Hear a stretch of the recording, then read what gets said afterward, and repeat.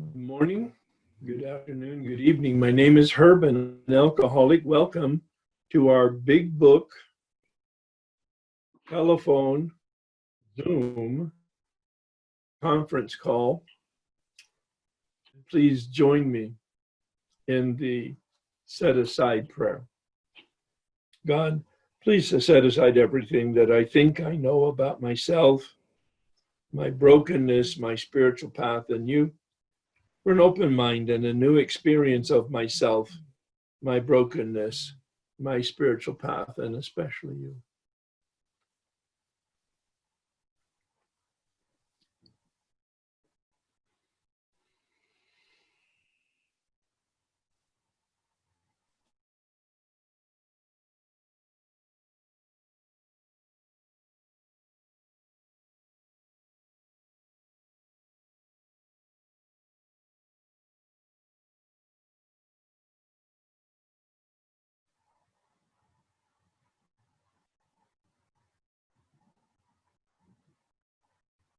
Please join me in the Serenity Prayer. God, grant me the serenity to accept the things I cannot change, courage to change the things I can, and wisdom to know the difference. Attempt to really embrace that philosophy in the Serenity Prayer. It's a beautiful, deep, spiritual, authentic, organic prayer. What can I influence in reality? What can't I influence in reality? I need both wisdom and strength. That's how step 11 ends, doesn't it? Knowledge of God's will for us and the power to do it. If I were to neutralize the fourth dimensional vocabulary, I would say the knowledge of reality as it is, as it truly is, and to navigate that with as much grace and integrity as possible. And it's very relevant for us at the stage that we're at in the rocket launch that we've used as a metaphor throughout the time that we've been together, really from the beginning. The first stage of a 3-stage rocket launch. An experience of powerlessness and a decision about power and for a relationship with power. 1, 2, 3. And the second stage, identifying and removing the obstacles in us to the light that we made a decision about is in us and available to us and a benefit for us. Identifying the instincts gone awry, step 4. Identifying them in step 5 in such a way that we talk about them. In fact, revealing every shade of secret and uncomfortability, disturbance in a transparent, in an effort, not perfection, but to be transparent. And then looking at an inventory of how our behavior that comes from those instincts in step 6, realizing we're powerless, and again, dropping to our knees, figuratively speaking, perhaps, in complete acknowledgement of our powerlessness and asking for help. We're defective and we need to be repaired. My Creator, please repair me. Well, then we quickly got to the third stage of the rocket launch, at least in terms of the instructions and sampling of steps 8 and 9, looking at how those behaviors that we saw in step 6 are impacting other people, another inventory. Step 4, an inventory of instincts gone awry.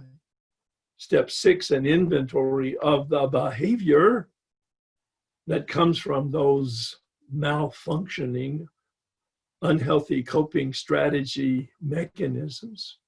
And step 8, another inventory of how those dysfunctional behaviors translate into impact on other people. Bill calls them harms. So very interface term, and it might be better to approach it with a less confrontive term. I found it helpful to use the term diminish. How did I diminish other people in their physical reality, emotional, mental, financial, spiritual? Those are 5 categories that I believe the 12 and 12 gives us. Take a look at areas where we might have harmed an institution or people.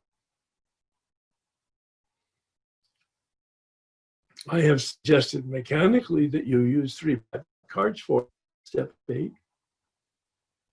1 card per person or institution, so that put on there as much information as you feel is worth to give you a clear understanding of not only the damage done, but the probable effective repair that is necessary.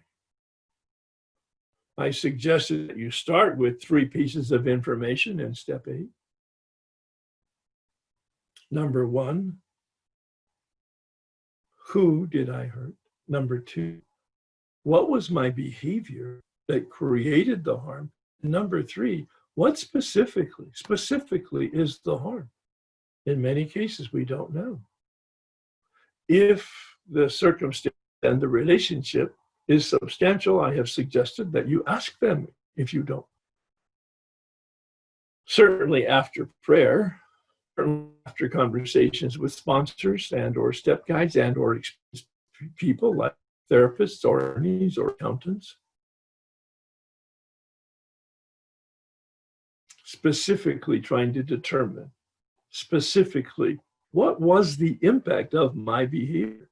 My behavior is relevant only in that it created the harm. My behavior, please hear this. My behavior is not the harm. I gossiped. That's what you did. That's not the harm. I stole money. That's what you did. That's not the harm. I crashed my car. That's your behavior. That's not the harm. I was faithful to my partner. That's what you did. That's not the harm. It's not subtle once you start speaking specifically. My behavior is what I do, not what I think or feel. What I do. The harm is the actual, measurable impact of my behavior on somebody else. In many cases, we don't know. In some cases, we know because they told us. In some cases, we know because it's pretty measurable. I took $10,000 on a loan 20 years ago and I haven't paid it back. Pretty straightforward. And you probably owe interest, compounded. That's for you in prayer and in conversation with your sponsor, and then in conversation with the person who you disadvantaged financially. I have mentioned this many times, but it's worth mentioning again. Steps 8 and 9 are the only 2 steps that you could not do on your own. I personally believe that. Oh, you could make an effort at it, but I don't think it could be effective nor objective because you're the subject and we all put ourselves some slack and our ego isn't yet reduced to its normal size and healthy functioning. And that doesn't happen until we finish the 9th step. When we finish the 9th step, we finish at least this phase of the dismantling of the false self. I'll speak a little psychologically right now. We have spent from all of our lives till this present moment building a mask to be between us and reality, people and environment. We don't know we've built a mask. It's a Hollywood stage front. This is who we want people to see. This is who we want people to know. This is who we want people to react to. This is who we want people to think we are. Some of it's conscious, most of it's not. Now, if you've done a fourth step the way I've described it and experienced it, you've begun to see the false self. You've begun to see the mask. You've begun to see the Hollywood storefront. You've begun to have it dismantled. Hear my vocabulary. Oh, you're doing a lot of work, but the results are going to be much bigger and disproportionate to your effort. Because this is a spiritual process, not a psychological process. This is a relationship with the spirit, not a self-development, human development process. Regular math, 1 + 1 = 2. The spiritual math and the math of the program, 1 + 1 = 5. I cannot get here from there, and yet here I am. Seeing the unconscious for the very first time, my motives and my beliefs, despite all my background, all my reflection, all my training, all my education, all my therapy, all my prior efforts in AA for the first 4 years in 1988. I didn't know it then. I only know it in retrospect as I look back on my experience and try to understand it. I see that, in fact, I penetrated the unconscious. In the fourth column, I saw my motives. And 3 years later, in the third column, I got really good instructions, those instructions that I've given you. I saw my beliefs for the very first time, penetrating the unconscious, not ever able to see it through my normal lenses. But between the set-aside prayer and the process of getting instruction from a sponsor and step guide, and doing this work on a diligent, reasonably consistent basis, and holding myself accountable to a sponsor and a step guide, and going to a step meeting, you have a lot of work, a lot of moving parts, a lot of gratitude for the resources that we all have that I talked about at the beginning. But the wall that I built as a survival wall to protect myself, I began to see that that wall was not a protection wall, it was a prison wall. And through steps 4 through 9, I began to have it dismantled. Hear the vocabulary again. I began to have the wall dismantled. Oh, I took it down brick by brick, but I got a lot of help from the bulldozer of a power other than myself.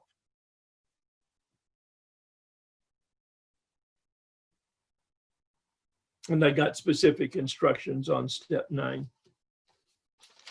Those are in assignment 22, the instructions as I've now amalgamated them through the 4 times I went through the steps with 4 different step guides, as well as my own knowledge and experience, adopting and adapting. And then in the Way of Life document, page 37, I describe the amends process. It's a 4-part dance. This is my summary of trying to make it practical, clear instructions, make contact with the person, and be prepared when you're with the person or on the phone when you make the contact, because they may not want to see you. They may be willing to talk to you on the phone. Be prepared to do the dance right there. I prefer face-to-face. I recommend that. I think it's much more effective because it's much more ego-reducing. It's much more embarrassing. That's the whole point. The deflation of the ego at depth. No, that's the whole point of steps 4 through 9. Is the reduction of our ego to its normal, healthy size so that it's not in the way of our relationship with power. and our relationship with ourselves, and probably in that order. And the first part is to acknowledge the damage. The regret. I don't like the words "I'm sorry." In fact, the big book says those are really not appropriate words. We know you're sorry. You said it for decades. I use the term regret. I like it. I have no real problem with "I'm sorry" if in fact it's really sincere, and depending on the circumstances, vocabulary is important, but the intention behind the words is even more important. I really regret the past, sincerely, deeply. And I describe the harm that I think I did, meaning the negative impact on you. And then the second part is, I ask them, is that accurate, number one? And is there anything else that I didn't describe that you would like to talk about? Most people are so uncomfortable with this process, they just want it over with. Even spiritual people, even especially people in the program. It's just like, oh, let's get it over with. And they don't say that.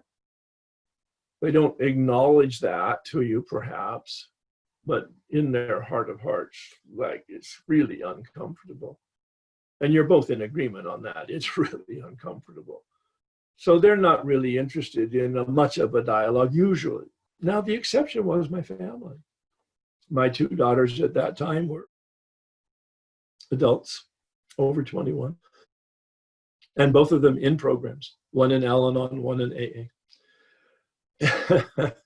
I met with them independently. Do that, please. Don't meet with your siblings as a group, and don't meet with your family as a group. Don't meet with anybody as a group unless it's appropriate. Again, in prayer and with a sponsor, you determine that. But I met with each of those daughters, and oh, when I asked, is there anything else that you would like to talk about? Man, were they ready. 2 to 3 hours later, and I'm just listening. I'm not defending. I'm not explaining. I'm not putting in context. I'm just listening. Listening with my heart, listening with my very being. Then the third part of the dance is to suggest the amends. If I've borrowed stolen money, repaying the money.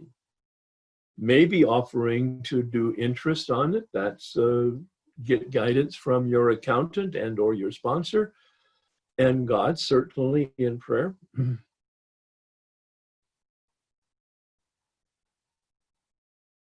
I've had the experience where fathers and mothers, or uncles and aunts and grandfathers and grandmothers have said, you know, we're so glad, not my personal experience, but people I work with, we're so glad that you got your life together. We actually really don't need the money. We give you forgiveness of your debt. You're done. You don't owe the money to them, and you don't owe the money to the universe. I hear these things in the rooms. New age conversation. And you can figure out what it is that you believe and what you want and what the instructions you're getting from other people. But in the final analysis, you're responsible in prayer to come to a decision as to what is justice, the right thing to do, the balancing of the justice scale. If there are people that are dead, you can make amends to them.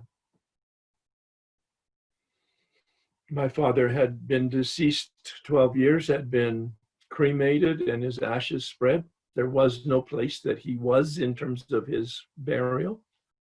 I was given instruction to go to the local cemetery as a symbol. And I went there with a pad and paper, and I wrote out this 4-part dance. After praying the set-aside prayer, after praying for his spirit to be present. And I wrote it out in a letter, and then I was instructed to read it out loud. And they said, bring a Kleenex box, because I'm a crier. I was there for a couple, 3 hours. And when I got to that fourth piece, is there any other amend that you would suggest? I'm talking to the wind. But I knew my dad's spirit was there. And the words were very clear. I could hear it. Not here. I could hear it. Take care of your mother. Wow. And when I left, I was free. My father was free because I had forgiven him. I looked up the word forgiveness in a dictionary, and it says a decision to release. Notice the hand gesture. A decision to release. There's a 3-page meditation in the Way of Life document, beginning on page 38, 39, and 40. It includes my summary of my experience, the process of steps 4 through 9, and the forgiveness process as I understood it and experienced it. Later on, I modified it with information from a psychological book by Fred Luskin, Forgive for Good. Once you've done or are prepared to do 9th step, I just can't recommend that book more highly. It's the second best book I've ever read in my life. That's high recommendation. The first is the big book, because the big book is an organic, effective instruction on human transformation, because that's my experience with it. The second book that I recommend is the Forgive for Good book by Fred Luskin. He's a professor of psychology, a clinical psychologist, and he wrote his doctoral dissertation on forgiveness from a psychological standpoint about 30 years ago. He converted it to a book for us who are not academically schooled or certified, so that we could understand the process of forgiveness. And I've woven his stages of the forgiveness process into my meditation. And I said to him, because we did some work together on a panel, I said, the words are different from psychology to spirituality, but the underlying dynamics and principles are identical. The words are different, but the dynamic and principles are the same.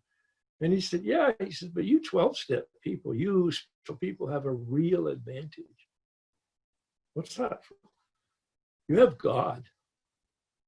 See, I can't bring God, he says, into my conversation or into my writing. I'm a scientist. I can only do evidence-based material. But your higher power is a mysterious X plus factor that makes it even much more potent process, steps 4 through 9.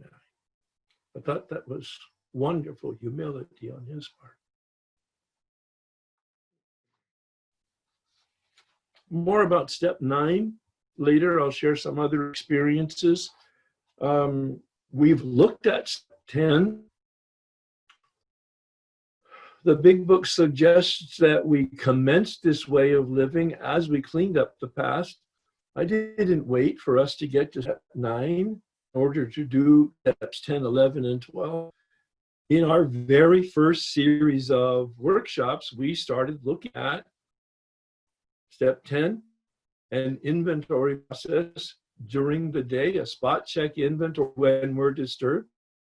We looked then at step 11 for a prayer and meditation practice guidance in the morning, and then inventory again at night.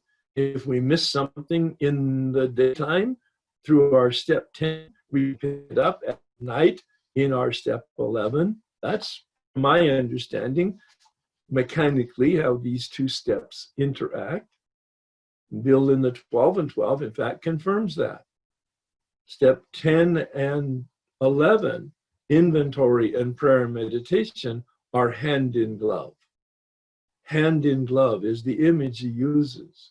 They fit organically together because we keep the channel clean and clear so that the light can shine in us and to us and eventually through us.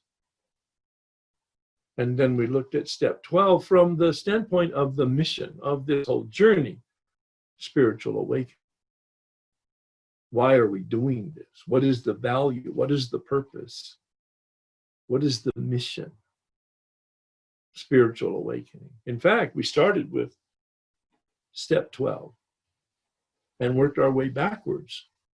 Step 12, a spiritual awakening. Step 11, the primary tool of awakening and staying awake in combination with inventory, a primary tool for awakening and staying awake. Step 4 was my very first experience, truly, of transformation, of waking up to the fact that I was asleep, dreaming that I was awake. It's a great phrase. It's not mine. It comes from Gurdjieff, a Russian philosopher. So the material on step 10 is outlined specifically from the Big Book and the 12 and 12, an amalgam of my understanding on in the Way of Life document on pages 42 and 43. And in that material from pages 84 and 85 in the Big Book, Bill says we're placed in a position of neutrality. That's why I have the term recovered in the one schema on page 42. It's the first half of the first step. We're placed in a position of neutrality by the time we finish the 9th step. Bill in the Big Book says in step 10 there, pages 84 and 85, we commenced this way of living. That's a phrase. That's a slogan. It captures kind of the essence of the 12-step culture and spirituality, a way of life. Steps 1 through 9 are not the way of life. Steps 1 through 9 are the program of recovery. Steps 10, 11, and 12 are the way of life. It's a repetition of steps 1 through 9, and it allows us to support, sustain, and enlarge and improve. Those are words that are used in the Big Book. Our spiritual condition on page 85. Bill confirms that we have a daily reprieve. Oh, wow. We're recovered, but he said we're not cured. That's in that schema on page 2 also. We're recovered, referring to the first half of the first step. We're not cured, referring to the second half of the first step. Unmanageability is irreparable. Our will is inherently defective. My will on its own power will choose me. We saw that in step 1. Benevolence, for instance. And Bill says we can't rest on yesterday's accomplishments, our past work. We cannot rest on our laurels. We have a daily reprieve, contingent on the maintenance of our spiritual condition. Now, he doesn't mean maintaining. He means staying pressed gently up against it, maintenance. Because he uses the word improve in step 11 itself, sought through prayer and meditation to improve our conscious contact on a daily basis, to improve. That's why I like the dimmer switch. Stay gently pressed up against the dimmer switch. Stay gently pressed up against the dimmer switch. It's a wonderful image, especially for us perfectionists, if I can include myself in that. We're not going to be perfect, but we are going to be consistent. Inconsistently consistent and consistently inconsistent. We're going to just gently stay pressed up against it. I show up every morning. We'll talk about step 11 down the road. In step 12, Bill doesn't use the word in the step itself, but he has given us the reason for Jim's relapse. The guy, the car salesman who put a little whiskey in his milk, said he failed to enlarge his spiritual life. And then we looked at Bill's own story on page 14, and at the bottom of that page, it tells us what he means by that. Enlarge your spiritual life. If we fail to perfect and enlarge our spiritual life through work and self-sacrifice for others. Step 11 is about improving our consciousness, and step 12 is about enlarging our consciousness through compassion. Actually helping, keeping it real simple. At its core, simple and personal, Bill says someplace in the big book. At its core, simple and personal. How can I help? Not just in my program, not just with my sponsees, but in my life. The community of humanity couldn't be more relevant to us than it is today. How can I be conscious that I'm connected to the community around me? Whether it's physical or not, I'm connected in some organic way. Yeah. All right, everybody. Thanks for all your diligence and your work. More to be continued next time. And let's close with the Serenity Prayer, as I mentioned. Get really close, dig down underneath that Serenity Prayer. It's the prayer of reality, wisdom, compassion. God, grant me the serenity to accept the things I cannot change, the courage to change the things I can, and the wisdom to know the difference. Thanks, everybody.